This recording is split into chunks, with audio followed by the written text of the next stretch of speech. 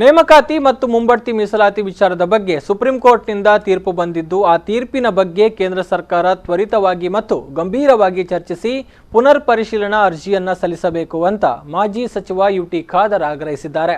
ಮಂಗಳೂರಿನ ಸರ್ಕ್ಯೂಟ್ ಹೌಸ್ನಲ್ಲಿ ಸುದ್ದಿಗೋಷ್ಠಿ ನಡೆಸಿ ಮಾತನಾಡಿದಂತಹ ಅವರು ಪ್ರಧಾನಿ ನರೇಂದ್ರ ಮೋದಿ ಅವರು ಡಾಕ್ಟರ್ ಬಿಆರ್ ಅಂಬೇಡ್ಕರ್ ಅವರ ಬಗ್ಗೆ ಹಾಗೂ ಅವರ ಯೋಜನೆಗಳ ಪರವಾಗಿ ಮಾತನಾಡುತ್ತಾರೆ। ಆದರೆ ಅವರ ಮಿತ್ರರು ಸಚಿವ ಸಂಪುಟದ ಕೆಲವು ಸದಸ್ಯರು ಸಂಸದರು ಬಿಆರ್ ಅಂಬೇಡ್ಕರ್ ಅವರ ಸಂವಿಧಾನಕ್ಕೆ ವಿರುದ್ಧವಾಗಿ ಮಾತನಾಡುತ್ತಾ ಇದ್ದಾರೆ।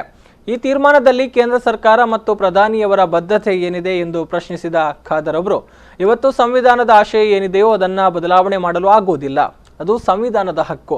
ಇವತ್ತು ಎಲ್ಲ ವರ್ಗದವರಿಗೂ ಮೀಸಲಾತಿ ಇದೆ, ಅದರಿಂದ ಎಲ್ಲ ವರ್ಗದವರಿಗೂ ಕೂಡ ಧಕ್ಕೆ ಆಗಲಿದೆ ಅಂತ ಹೇಳಿದರು।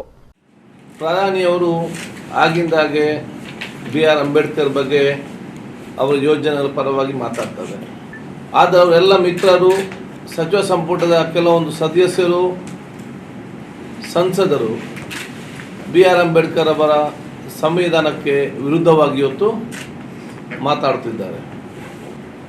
ಇದೀಗ ಈ ದೇಶದ ಜನತೆ ಇವತ್ತು ನೋಡ್ತಾ ಇದೆ, ಈ ಒಂದು ತೀರ್ಮಾನದಲ್ಲಿ ಕೇಂದ್ರ ಸರ್ಕಾರದ ಮತ್ತು ಪ್ರಧಾನಮಂತ್ರಿ ಬದ್ಧತೆ ಏನು?